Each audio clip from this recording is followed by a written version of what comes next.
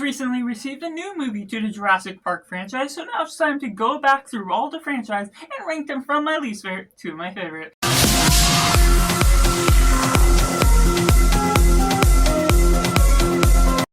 Welcome Cinema, where we focus on the film. I'm Josh, this is Simply Cinema. Let me know down in the comments below how you would rank the Jurassic World franchise as a whole, whether you like the park or the World franchise better. They all coincide in a different thing, and if you've seen the Netflix series of them, I'd love to see where you would rank them along this list, and if you would recommend me to go out and watch them just as well for my future ranking. But going in last place, we have Jurassic World Rebirth, a disappointing new entry. That's fine for what it's offering. It goes about, has some wondrous spectacles to the cinematography, the look of certain aspects of where you're going about. It's a bit silly with its villain, going about with certain similarities to a villain that's been played off before, which is okay to one extent, but also played in a way that the reveal of him as a villain is very underwhelming, and the spectacle of that is just played in the wrong way, where it feels manipulative in the way that it's portraying the villain, that he's not actually evil and a girl portrays him in a wrong way. So the ultimate outcome of that and the overcoming nature of getting Jonathan Bailey, Scarlett Johansson, while they're good in their roles, they're good actors, there's just not necessarily anything that balances this film in a way that's pizzazzy, in a way that nuances itself from what the rest of the franchise offers. It does feel different enough because the first act of the film is getting the team together, then going out on this cruise boat, and you're in the water for most of the time. But this film as a whole also contains a pretty useless subplot with how they're gathering samples of the dinosaurs in order to make them for later future use, but the way that all comes about doesn't really take an effect to the ultimate outcome of where you're leading on with this franchise. Where this movie ends up is pretty predictable because of the nature of that, making some aspects of this film just less desirable and enjoyable to watch as a whole. There's certain aspects where you're getting a Hispanic family about 1/3 way through the film that ultimately get in the way too much from where they ultimately should be standing in their own place when they're not involved with the actual mission at hand, and their part of the film when you're getting their subplot. It's just not necessarily as thrilling or as scary as I would have expected. The trailers can build it up to be something where the dinosaurs are fearsome, and that's something you expect out of some sort of Jurassic Park or World movie, but ultimately the outcome of everything just resolves itself in a way that never becomes as terrifying as I expect, the characters being less compelling than I would hope for. So ultimately this one lands in last place, unfortunately. And coming in number 6, we have Jurassic World Fallen Kingdom. Now this is one of the ones that I always look back on and I'm thinking I hate it the most, and of course it doesn't necessarily have a substantial plot.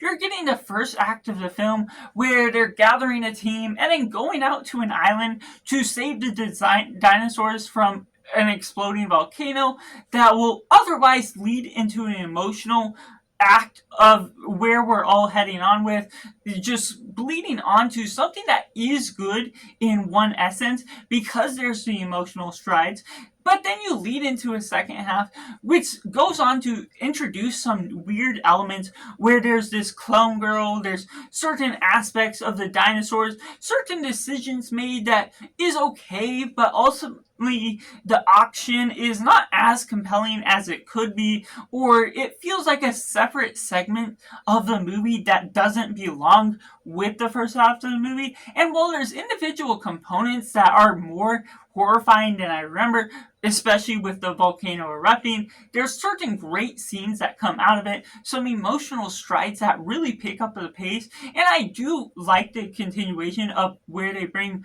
Owen and his girlfriend within the mix. I wish they did bring in the kids from the first Jurassic World franchise. That is feeling separate and independent on itself, that feels like they sort of abandon a particular arc of characters that should have continued on throughout the third movie just as well. But ultimately, there are some strides where I look back on it and I find it to be not as watchable, but upon rewatch for the sake of going through the franchise rewatch, I find it better than I remember it to be, but ultimately it still comes out to be one that's mishandled with the construction of all the different emotions that it goes about, with multiple different subplots or different pieces that really ultimately don't come together in the best way possible. And going to number 5, we got Jurassic Park 3. Now there's something to this where bringing back Alan Grant is certainly a pleasure to be had,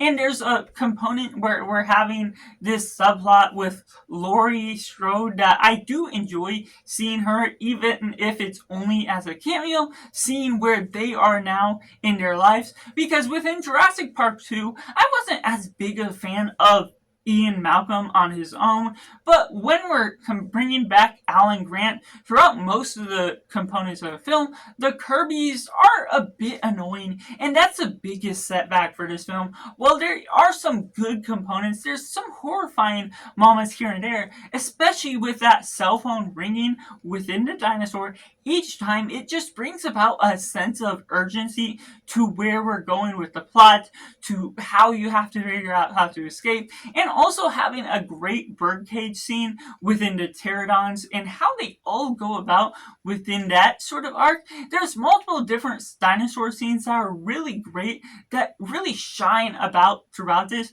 that brings about the horror elements in the best way possible, but there's also certain things where it feels segmented in a way that doesn't always flow in a smooth manner, certain questions to the Kirby Enterprises, and things that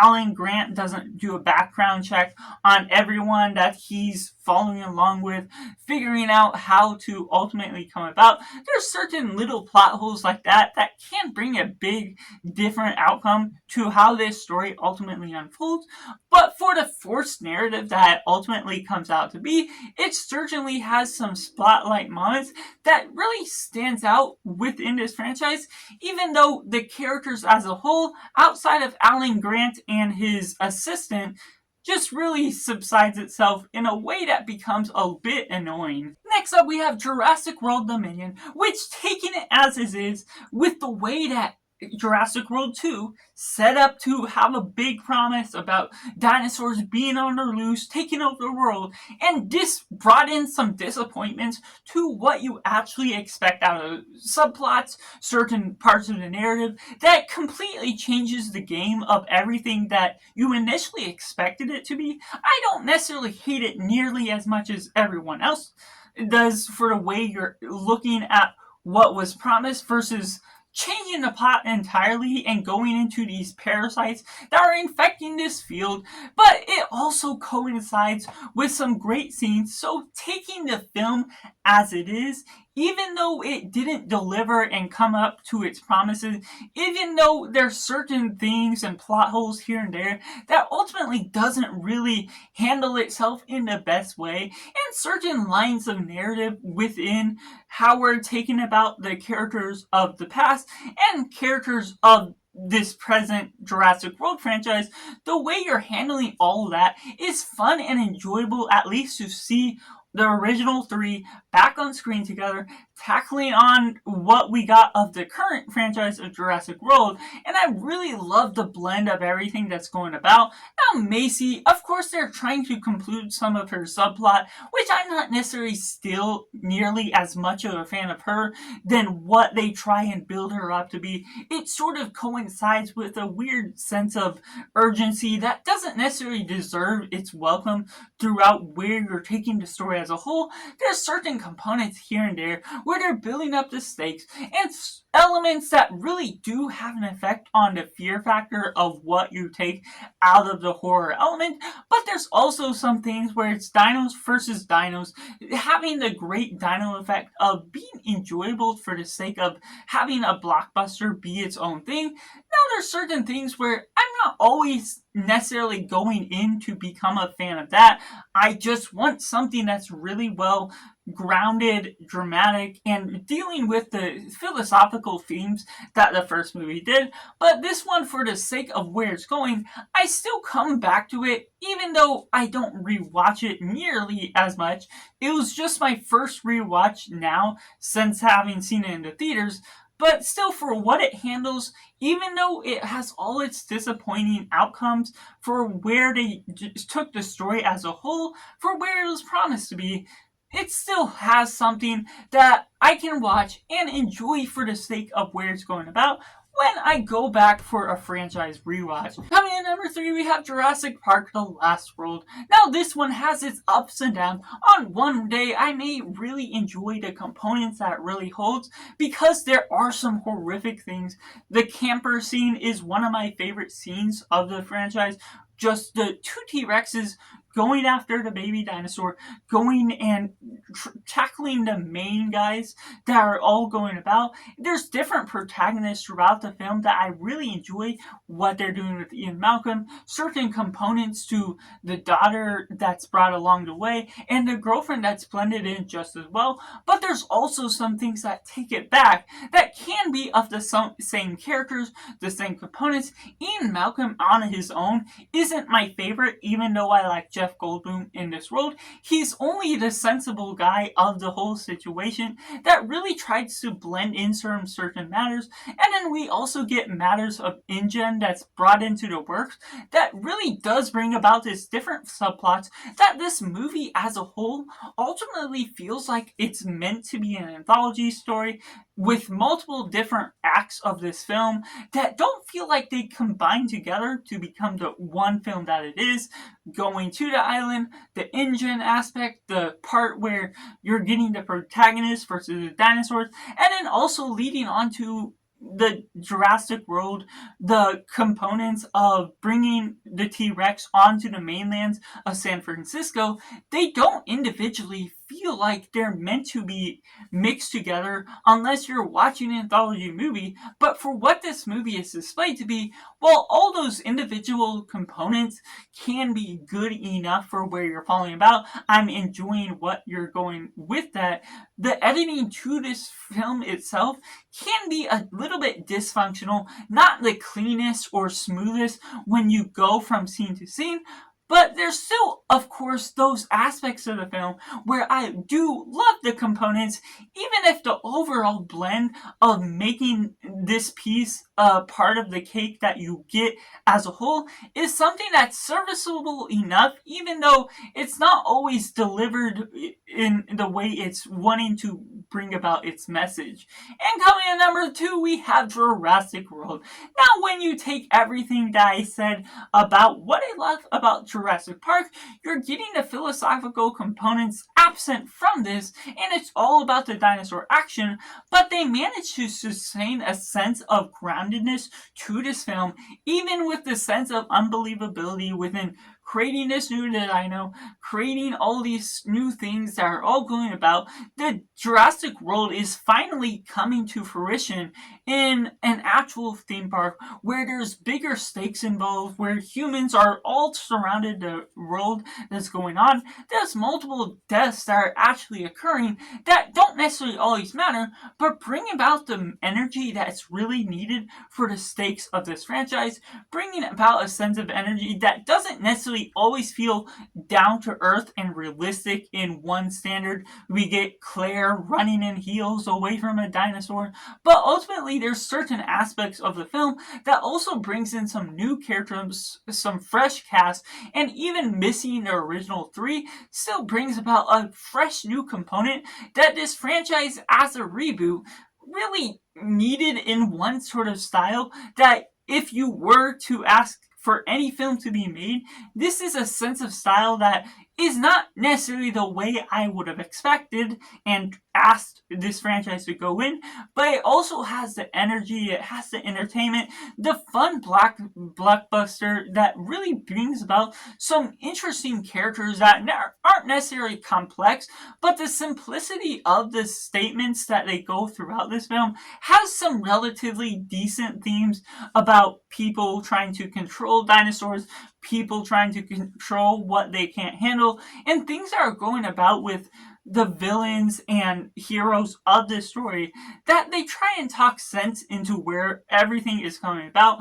just creating a sense of stability to where we're taking the theme park as a whole, and the money handling that all goes within that. Ultimately, the greed throughout different people's lives can lead them to make some rash and ridiculous decisions, but that also brings about this film to be something you turn your brain off for the sense of where you're taking with it, still being able to dissect it for what it's saying and what you're getting out of the same characters. But even though you're not getting something rational and big out of what you're following along with the characters with, you're getting some different components where you're getting the kids, you're getting these adults that really bring about something fresh, something different. And even though there's multiple different subplots that are all kind of coming about, they spread the proper amount of time with each part of the film, where the editing flows about in a pretty nice phase that really helps you to follow along, be freshened up by all the new takes on where this franchise is heading as a whole.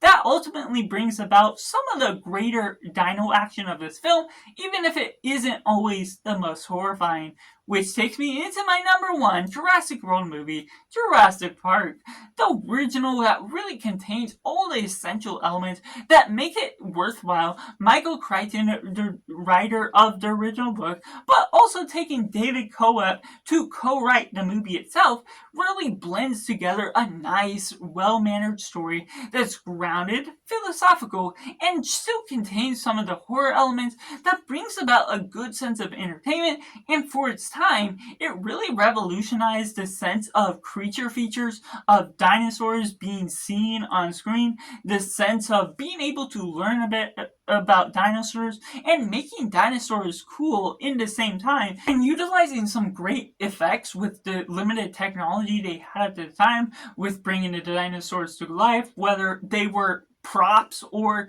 parts of the computer that the actors themselves were having to react to. Steven Spielberg was a fantastic director to really bring about all these characters to life that feels the most dissected, of knowing who these characters were, even from down to the kids to all the adults. You're getting their motivations. You're not necessarily getting a dissected story that really flows through in a way that always makes sense by the style of where you're wanting to go about with the story. It's not creating the whole theme park yet. It's just an exploration of the park before it's open that really brings about something that's fresh, something unique in all its fullest extent, even to this day, bringing about the horror aspects with all these grounded characters that you're all able to enjoy and love and admire all the looks of where this film is brought to life,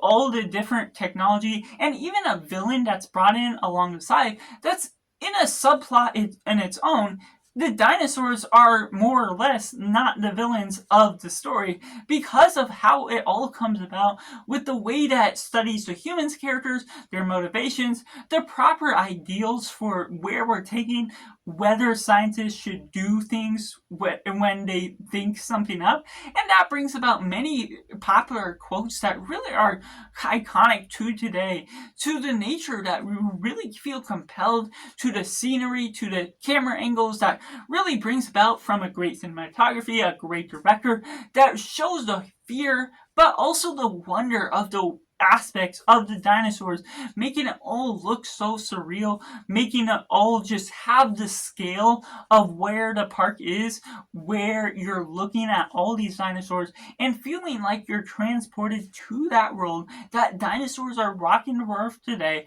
That really brings about a wonder to the nature of this situation where you feel there's the stakes are all set at hold, and even though you have a limited cast that is all set at hand, there's still some losses that are taking a toll within the sakes of his film that really drags in a sense of belonging to the fear of everything that's coming about with the flow of everything that has a great editing style and a flow that really brings about the interesting characters that brings about something that's fantastic to the film as a whole. So that's just my ranking of all the Jurassic Park and World movies from my least favorite to my favorite. Let me know down in the comments below how you would rank the Jurassic World Park franchise and how you think in comparison how you compare the park movies versus the world. Make sure to like this video if you enjoy it, subscribe if you haven't already to join in film culture community where we talk about the love of cinema as a whole. So that's just all, and make sure to do yourself a favor and go watch a movie.